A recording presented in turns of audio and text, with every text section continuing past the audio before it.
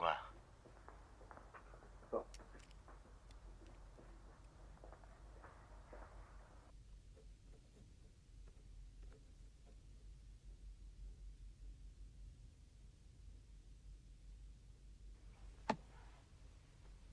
王学华，哎，今天找你来呢，是要和你谈谈昨天谈过的问题。我知道。你知道？什么意思？我昨天撒谎了，那2个晚上不是自己一个人在家，有朋友来找过我。谁呀？一个女孩叫芳芳。他找你干什么呢？就玩呗，玩什么？喝酒、聊天、上床。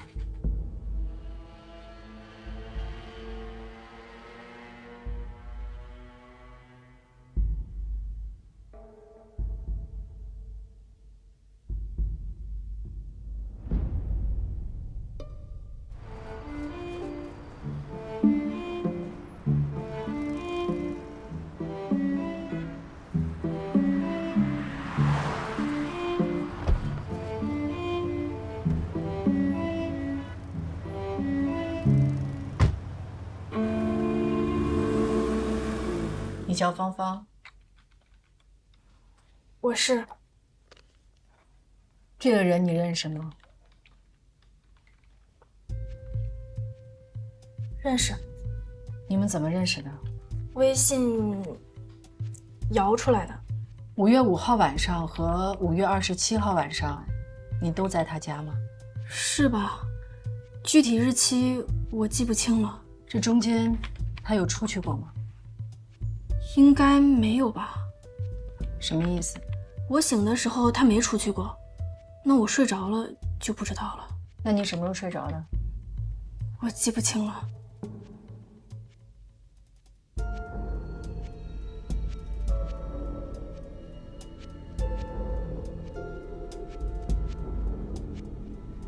姐，芳芳没说谎，5号、27号她都是晚上7、8点左右进的利民巷，第2天早上6、7点就走了。王学华为什么只在5号和27号晚上叫芳芳去他们家？5号晚上范玲玲被杀，27号晚上张勇被杀。隐藏在利民巷的凶手，必须要出门才能完成这2件事情。如果有人可以证明他没有出过门，那就太完美了。你怀疑王学华？如果他是凶手，他昨天为什么不说芳芳的事？如果他昨天说了，他就有完美的不在场证明，今天我们都不用叫他来的。说早了可信度不够，这样逼急了才说出来，更容易让人相信啊。高手玩心理战。视频再多看2遍。哎，小谢。行，我马上来。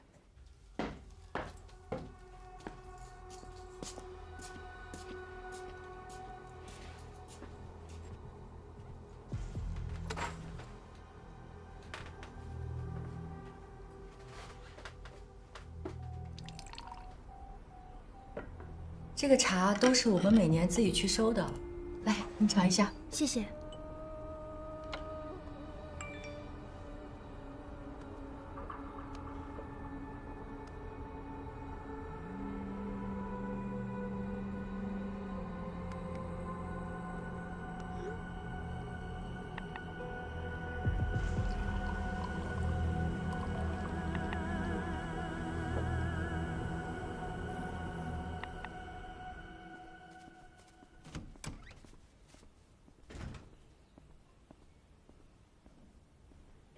小谢，哎，韩姐，你看看这个，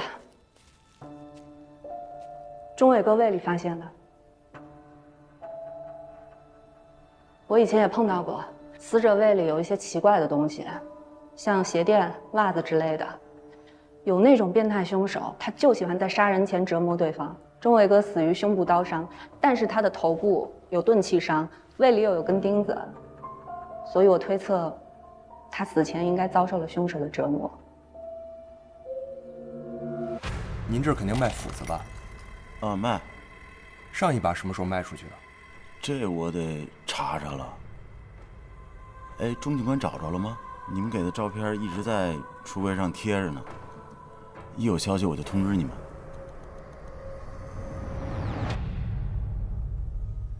韩姐，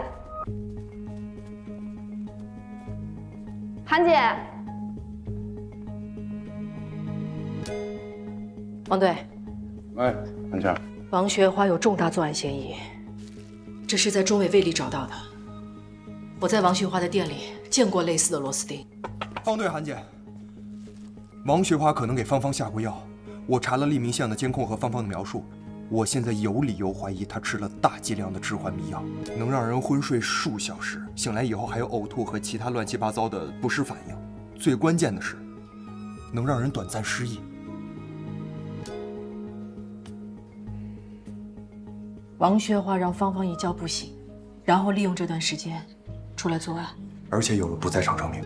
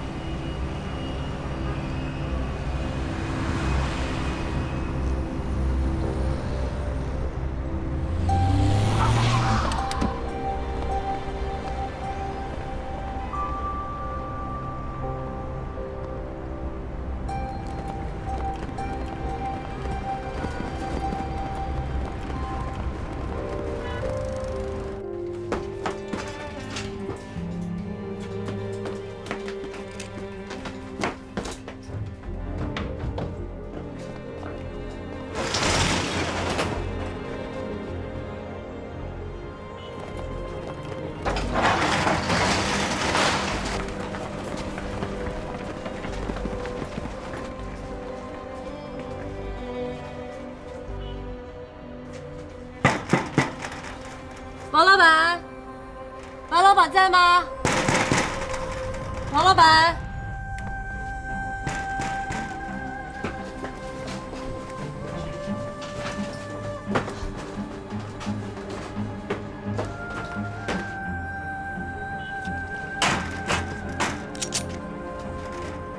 王老板。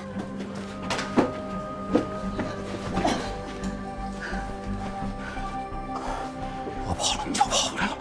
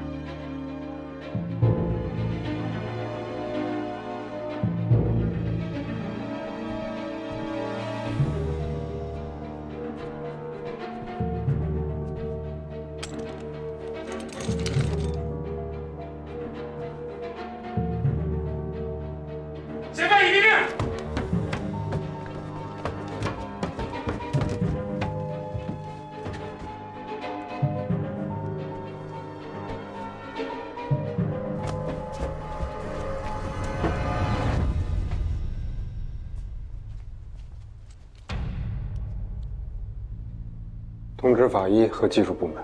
好，走。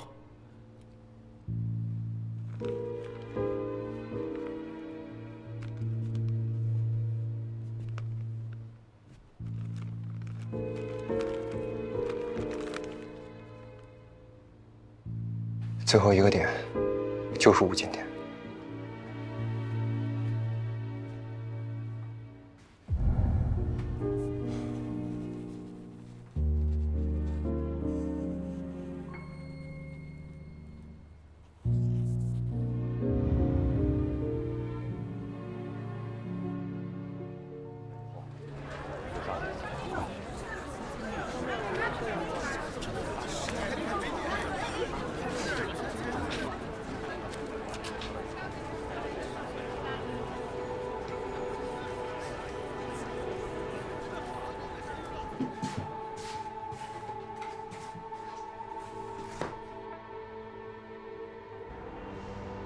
慢点，慢点，慢点！记住，疏散现场慢点有关人员，做好保护措施。注意脚下，那边小心，搭把手。对，我们也初步确定死者是自杀。等一下，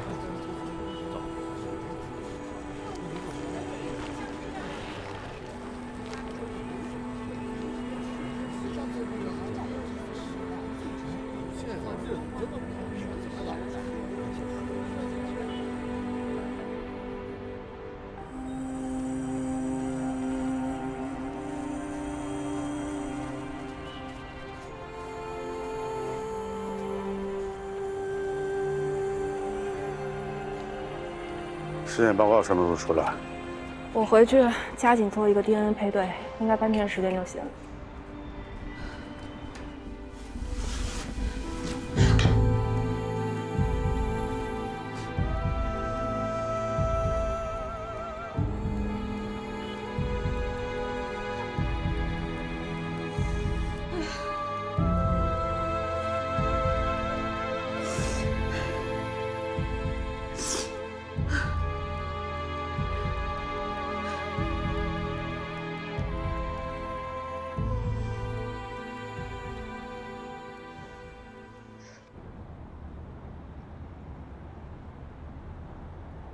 厨房冰箱里的冰冻血液是范玲玲的，毛发是钟伟的。王学华就是利用这2样东西，在利民巷甲1号伪造了第1现场，造成了钟伟杀害范玲玲的假象，并故意制造与甲2号女裁缝的偶遇，让女裁缝对她身穿的钟伟的牛仔裤留下深刻的印象，进一步坐实了钟伟是杀人凶手。我们在2层阁楼的床板下面找到了一双43码男鞋。这比王学华其他的鞋都大了2码。经过比对，这双鞋的鞋印跟江平公路碎尸案现场以及利民巷甲1号现场所留下的鞋印是一致的，属于同一双鞋。我们还在鞋里面找到了一双9厘米的隐形增高鞋垫。以王学华1.76米的身高，如果穿上这双鞋的话，身高将达到1.85米，跟黑框眼镜老男人的身高相吻合。我们在五金店的抽屉里找到了2瓶没有标识的药瓶，经鉴定，里面的药片是含有致幻成分的违禁迷药，这一点和芳芳离开他店里时被下药的症状相印证。王学华在抛尸范玲玲和杀张勇那2晚都给芳芳下了药，利用这段时间外出作案，然后利用芳芳的不知情，给她制造了完美的不在场证明。还有那间私自修建的地下室，墙面和地面都均检测出了强碱消洗液残留。整个地下室被打扫得很彻底，我们认为那里就是王学华杀人分尸的第1现场。地下室呢，我们发现了一个自制的帆布袋，里面呢装了改装猎枪1把、改装发令枪1把、各类子弹呢50余发，以及呢王学华自杀所用的抹掉枪号的手枪1把。王学华才是真正的黑框眼镜老男人，碎尸连环案的真凶。啊，同志们，现在整个案件基本都明朗了。以红刀 K 为首的这个犯罪集团呐，除了主犯陈斌外逃之外，其余我们掌握的案犯已全部到案。接下来的工作就是把所有的线索还有证据梳理出来，理清犯罪事实和作案动机。另外，这个主犯陈斌的潜在联系人，也就是他老婆董洁，需要做重点工作。一旦陈斌与他联系，我们必须掌握情况，争取尽早将其抓获归案。是。散会。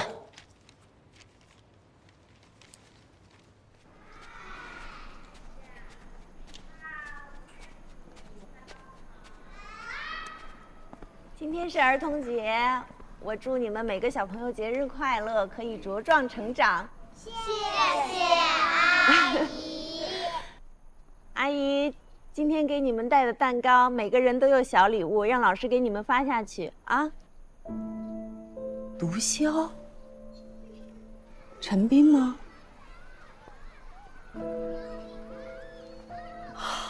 这我真的没想到。天哪！我以为陈斌他只会和漂亮的女人谈谈情、说说爱。他跟你联系过吗？你觉得他有什么需要跟我联系？什么意思？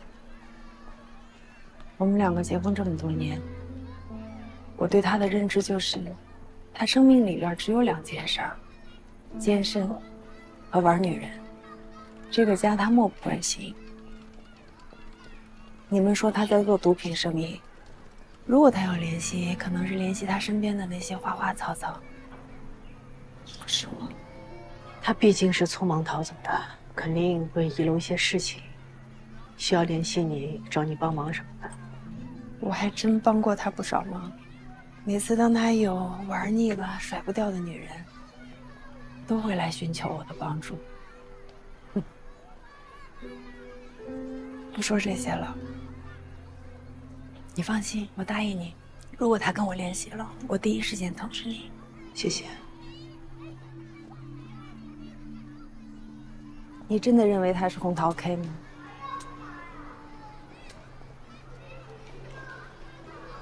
他不是吗？我认为他不是。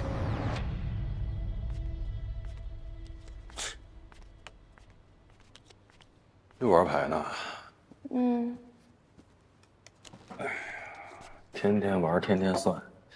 那你懂扑克牌吗？当然。这张牌有什么特点？没什么特点。仔细看看，这个跟别的有什么不一样？花色不一样啊。还有呢？国王的脸朝向不一样。还有呢？还有没了。红桃 K 没有8字胡。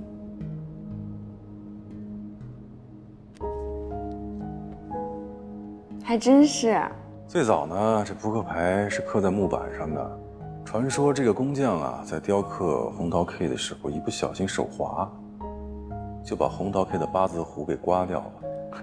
而且这个错误呢，沿用至今，所以红桃 K 就成了唯一一个没有8字胡的国王。你说的真的假的呀？那么认真。你再仔细看看，还有一个不一样的地方。什么呀？别卖关子了，快告诉我，还有什么不一样？红桃 K 是唯一一个把武器隐藏起来的国王，尖锐被隐藏在美丽温柔的外表之下。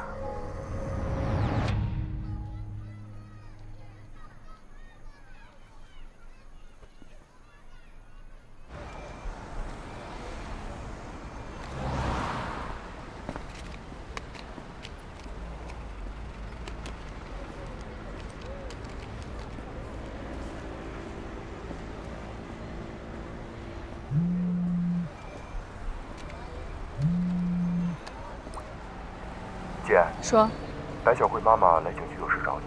好，我马上回来。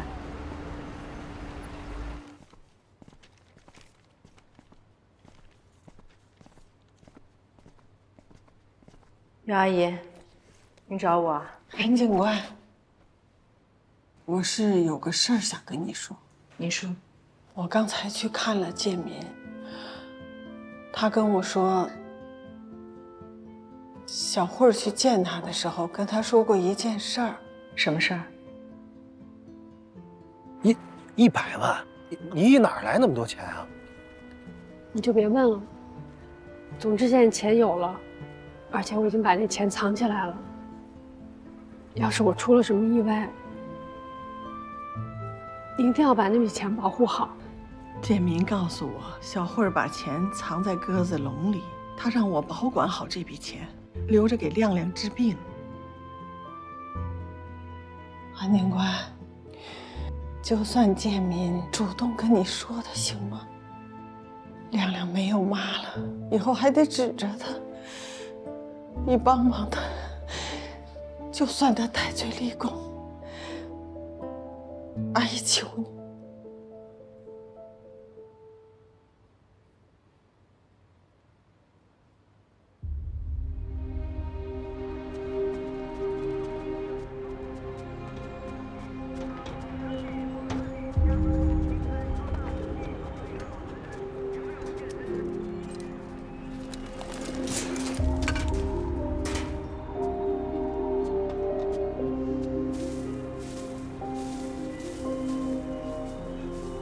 找到了。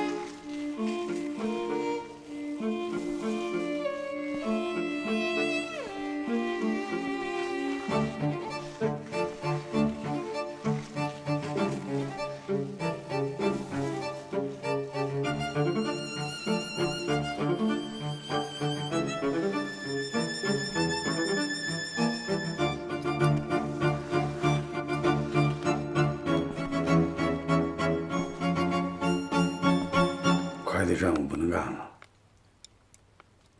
为什么呀？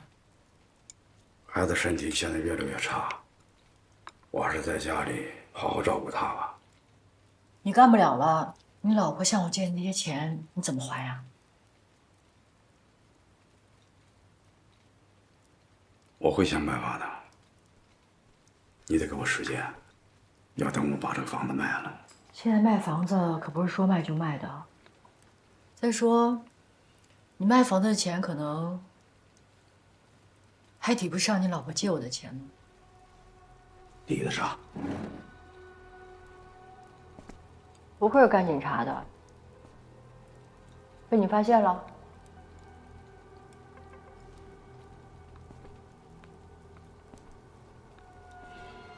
是。你们在贩毒，这事儿我不能干。可你好像已经干了有段时间了吧？那是因为之前我不知道。说出去谁会相信啊？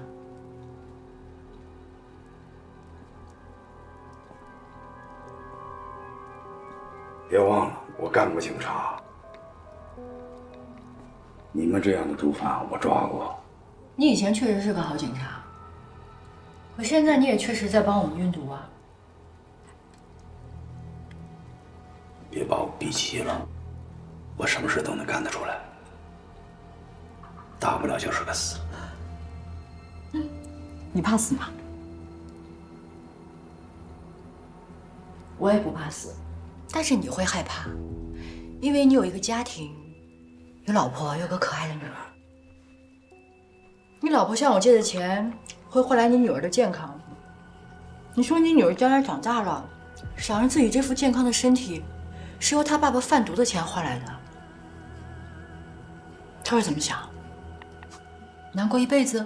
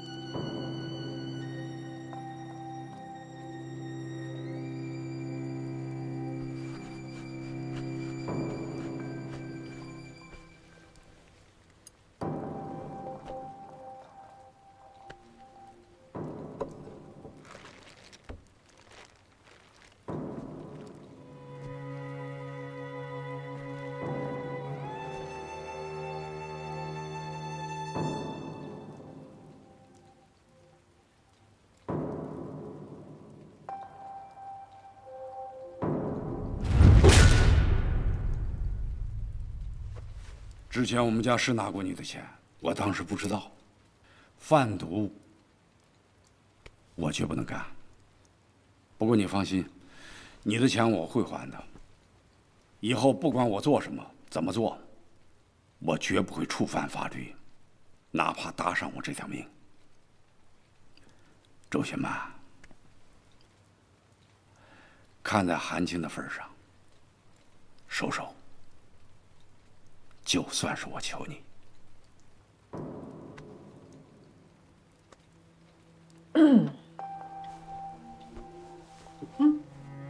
你看看这个人，你认识吗？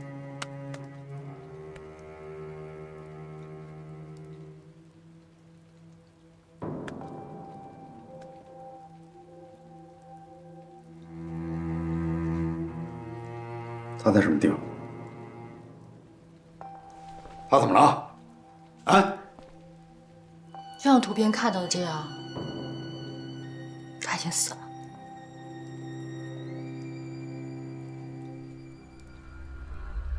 杀了你！放开！放开！放开！放开！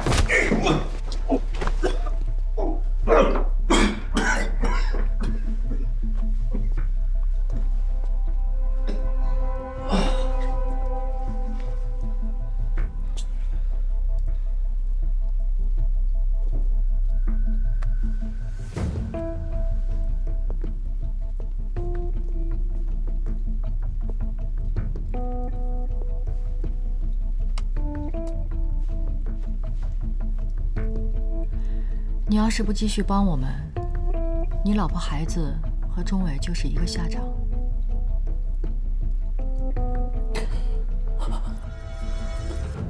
我们两个现在是不是可以好好聊聊了？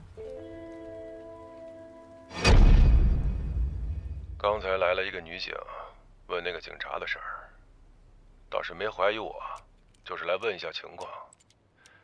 但是他们回去肯定要查监控，到时候就会发现昨天晚上那个男警察跟踪过我。有什么好怕的呀？反正那个警察已经死了。那我该怎么做啊？好，知道了。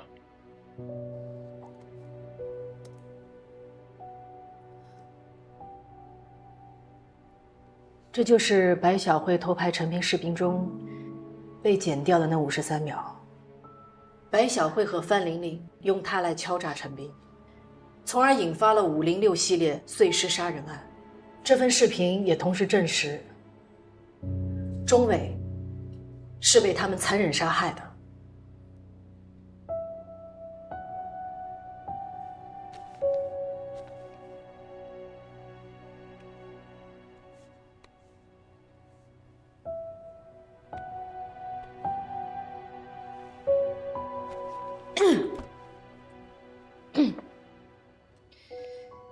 但陈斌还不是团伙的首要分子。那我该怎么做啊？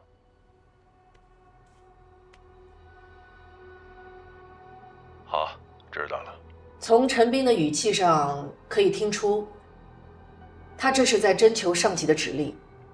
跟他通话的这个人，可能才是真正的幕后大老板。难道红桃 K 之上还有更隐秘的上线？红桃 K 不是陈斌。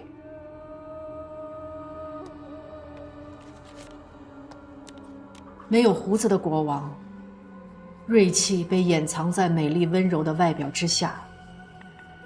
红桃 K 是个女人。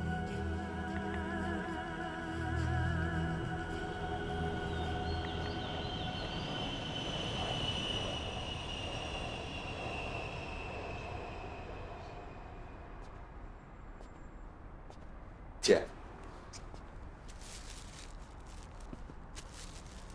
我在王学华家神龛抽屉里找到的。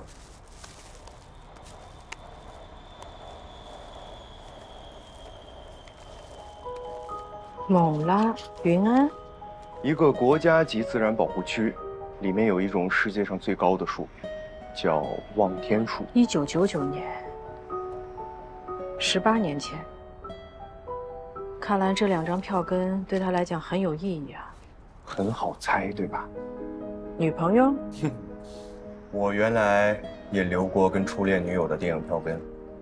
还有那地图？对，地图上面的 K 不是他自己，而是红桃 K。他在用这种埋尸方式向红桃 K 表示忠心，表示爱。所以那个女人很可能就是红桃 K。没错。看来得要去一趟勐拉。我刚从侯局那儿回来，他让我去勐拉摸摸情况。什么时候出发？2个小时以后。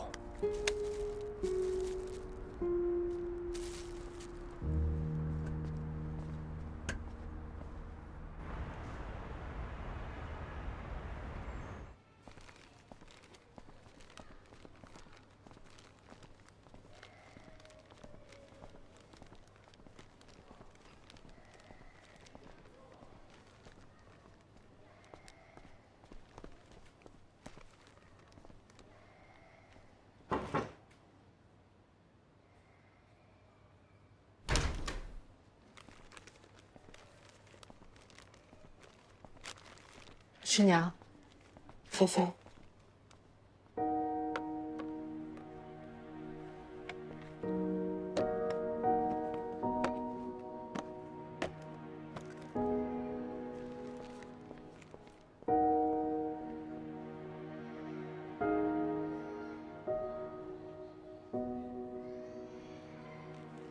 菲菲，你怎么样？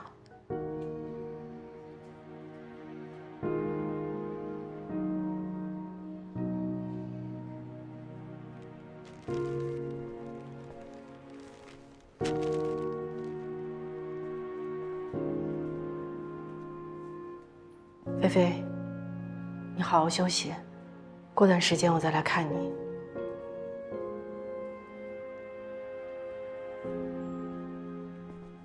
对不起，我和我妈无法面对你们，麻烦你以后还是不要再来了。